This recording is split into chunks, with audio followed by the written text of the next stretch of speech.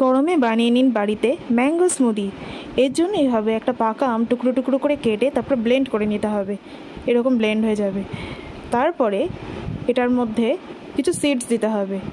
Use করছি chia seeds, খুব ভালো এটা হেলথের জন্য, ওয়েট লস রেসিপিও একটা। এরকমভাবে এর ওপরে ছড়িয়ে দিতে হবে। আর একটু ফ্ল্যাক্স সিডও ওয়েট লসের জন্য খুব উপকারী। আর ফ্রুট স্মুদি তো গরমকালের জন্য খুব ভালো। আর এখন আমের টাইম, তো বাড়িতে বানিয়ে ফেলুন এরকমভাবে ম্যাঙ্গো স্মুদি। এরকমভাবে আস্তে আস্তে সিডগুলো দিয়ে ভালো করে ফ্রিজে ঠান্ডা করে উইদাউট এনি সুইটনার একদম খেয়ে নেবেন।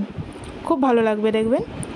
আর এরকম আরও নতুন নতুন রেসিপি পেতে পাশে থাকুন, সাথে থাকুন, আর আমাকে ফলো করতে থাকুন। Good day. এটাকে এবার ঠান্ডা করব।